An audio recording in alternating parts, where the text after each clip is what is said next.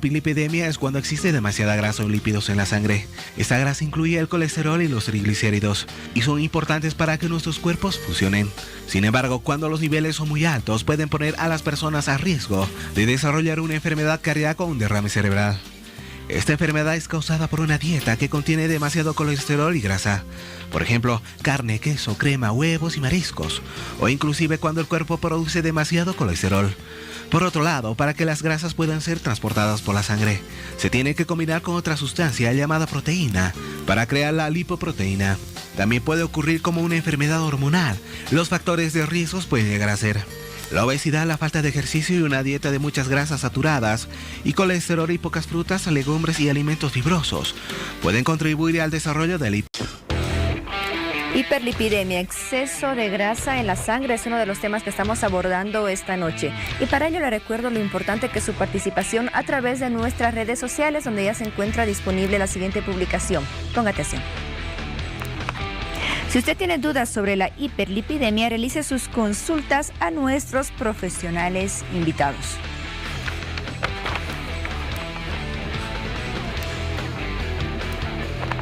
Muy bien, nos enfocamos en el tema que nos toca desarrollar esta noche, la hiperlipidemia. Justamente para ello hemos invitado a dos endocrinólogos. Por una parte nos acompaña la doctora Virginia Pardo y por otra parte el doctor Rodrigo Espinosa.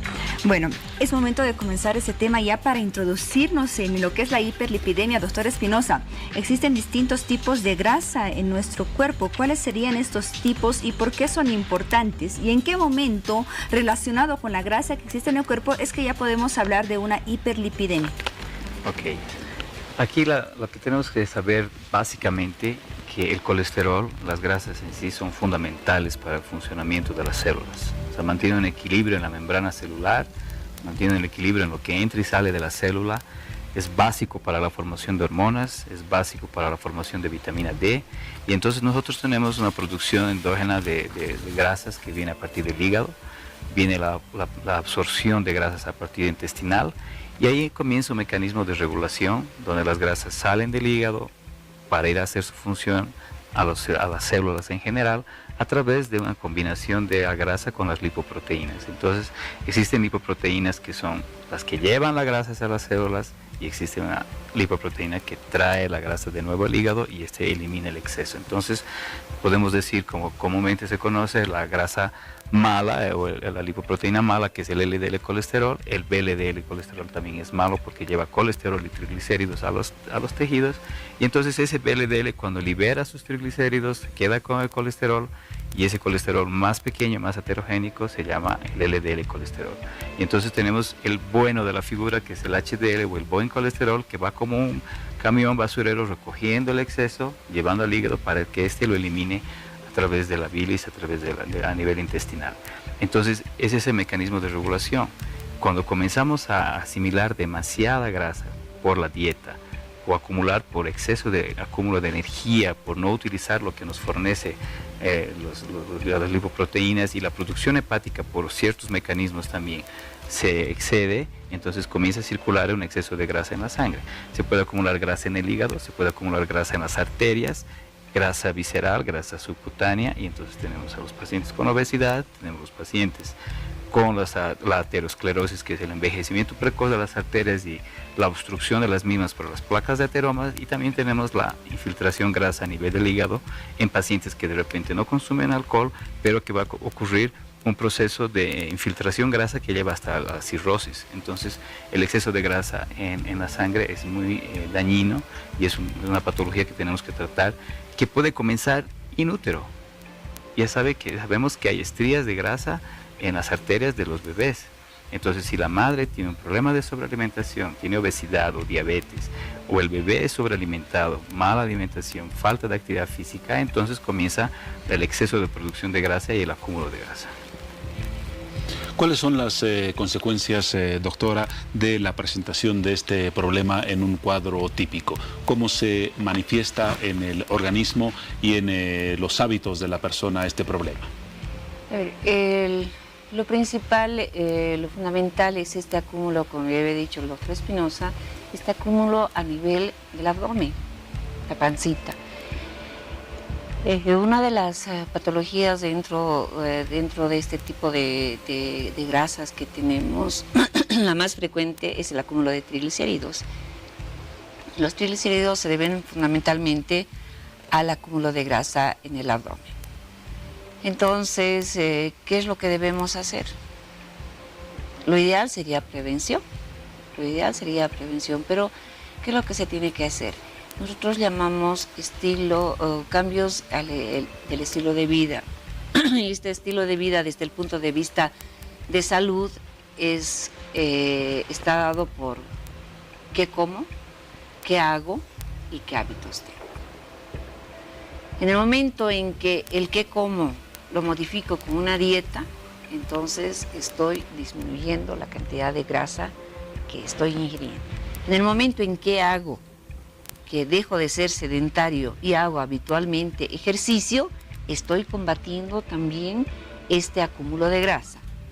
Y en el momento en que corrijo mis hábitos, mis malos hábitos, como puede ser el tabaco, puede ser el alcohol, entonces también estoy contribuyendo a que haya esta disminución de grasas en la sangre. Eso fundamentalmente en cuanto a las dietas. Ahora, ¿cuál es la recomendación? La recomendación fundamental es que este cambio en el estilo de vida es pues de hoy en adelante por el resto de mi vida.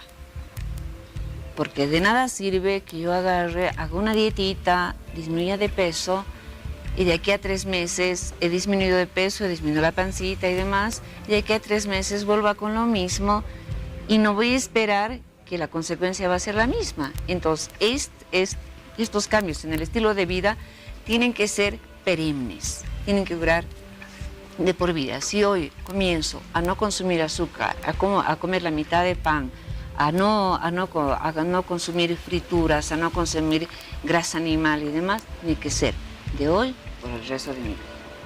Doctor Espinosa, este aumento del abdomen, crecimiento del abdomen al cual hace referencia la doctora Pardo, es uno de los signos más importantes para diagnosticar la hiperlipidemia, o en qué otros signos, síntomas o manifestaciones se basan para hacer el diagnóstico. Ya, nosotros tenemos que dividir las dislipidemias en primarias y secundarias, ¿no es cierto? Las primarias son las formas genéticas que pueden aparecer en niños, adolescentes, y que obviamente se manifiestan principalmente por eventos cardiovasculares agudos que teóricamente no tienen una causa conocida, y entonces podemos investigar que de fondo existe una dislipidemia de tipo genético.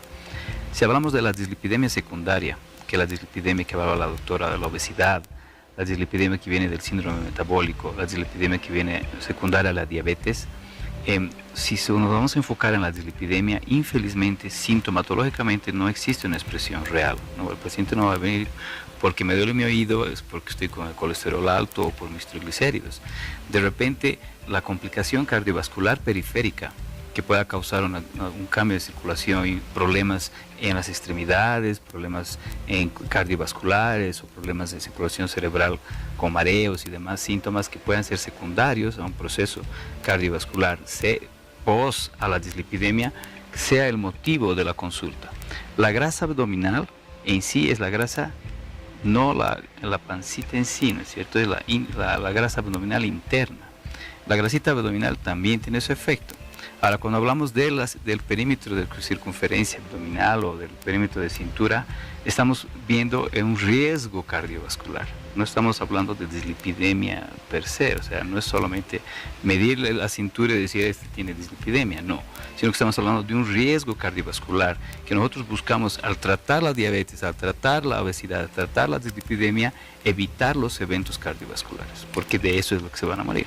¿Qué tipo de exámenes, doctor, se realizan para diagnosticar lo que es la hiperlipidemia? Y esos exámenes se pueden realizar de manera preventiva, por ejemplo, en cualquier paciente que no tenga ningún signo, síntoma ni sospecha de esta enfermedad. Sí, podemos hacer, teóricamente se recomienda hacer un chequeo anual a partir de los 20 años actualmente. Pero tenemos nuestros colegas pediatras y tenemos los endocrinólogos pediatras también, que van a intervenir en la observación del crecimiento y desarrollo, porque actualmente tenemos obesidad, dislipidemia, diabetes y niños y adolescentes. por el exceso de consumo de Coca-Cola. Tú ves a los niños con la mamadera con Coca-Cola, todos los días están comiendo pizza, papas fritas, pipocas, hamburguesas. Entonces, es evidente que cualquier niño con sobrepeso hay que hacerle un chequeo metabólico. Cualquier adolescente que empieza a fumar y a consumir bebidas alcohólicas, más sobrepeso y sedentarismo, hay que hacerle un control metabólico.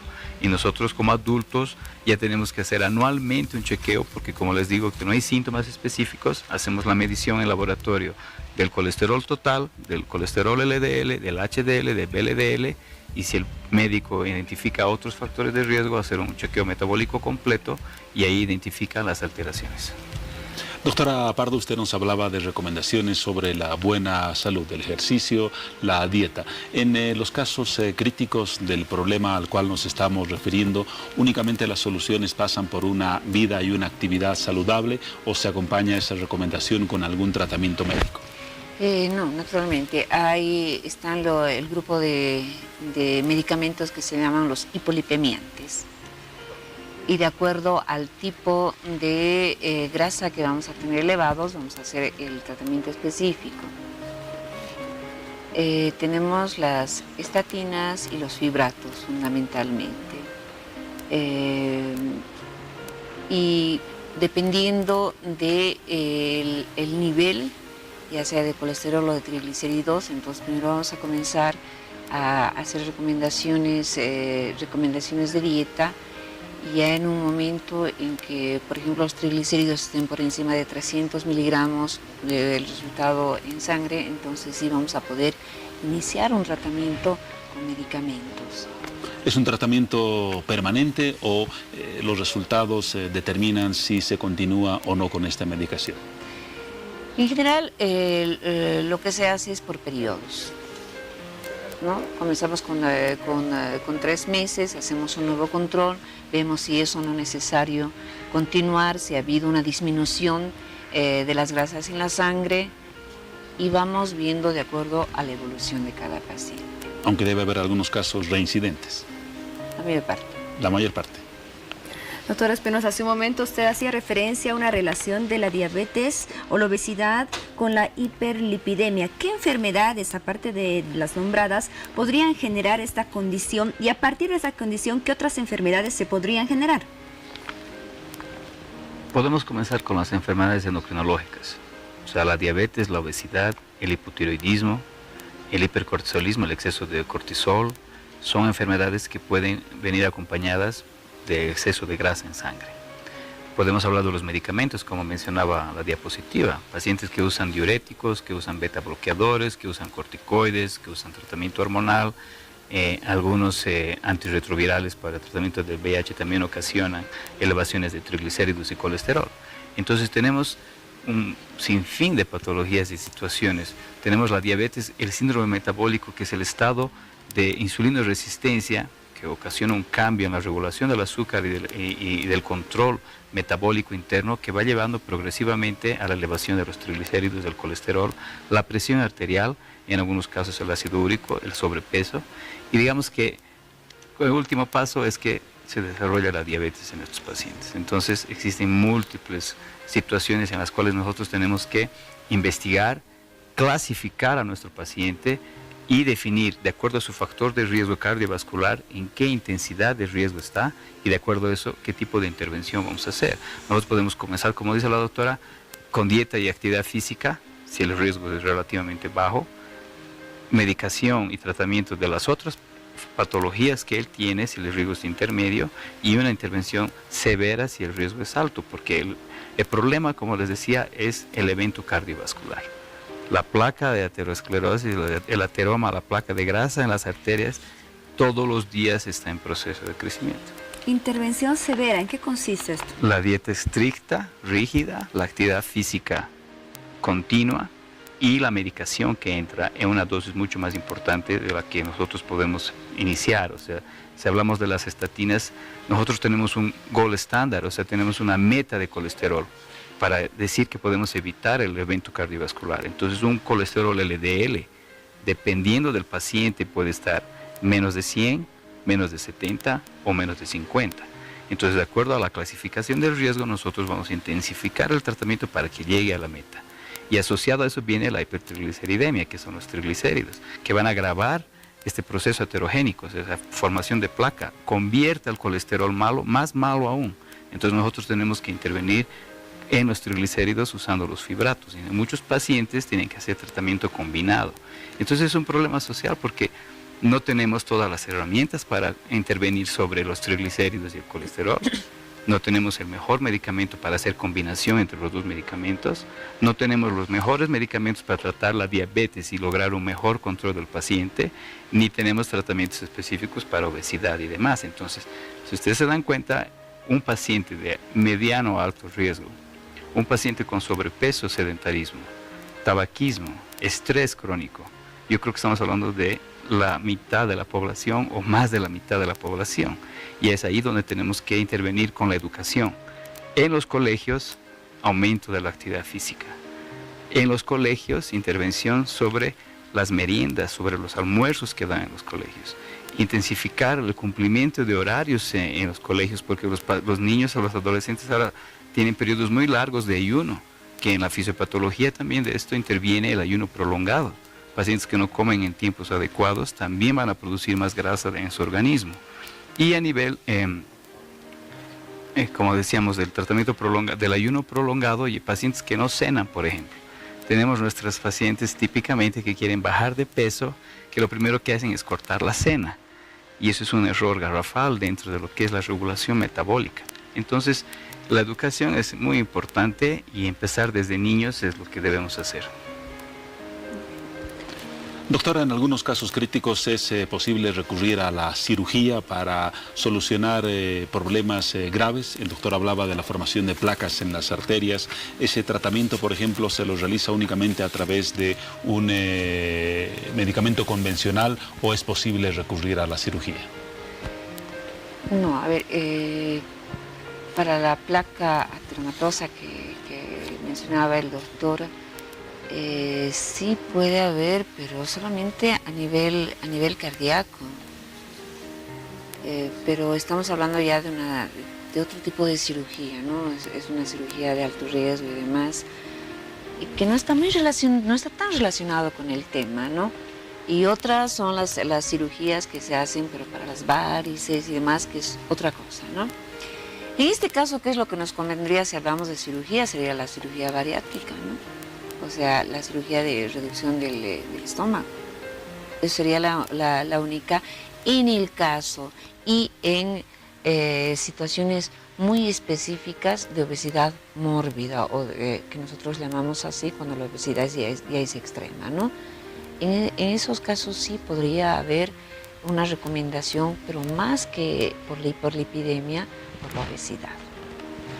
Doctora Espinosa, algunas causas de hiperlipidemia en algunas fuentes de información nombran procedimientos quirúrgicos que podrían alterar el metabolismo de las grasas, o también que la hiperlipidemia podría ser una condición genética o hereditaria. ¿Estamos de acuerdo con estas afirmaciones? De la parte genética, sí.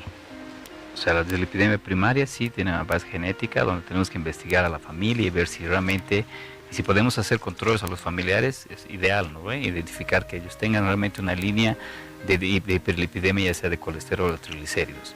Pero la otra pregunta, realmente no tengo una respuesta clara, no he escuchado nada sobre intervenciones quirúrgicas que ocasionen dislipidemia, no tengo eso.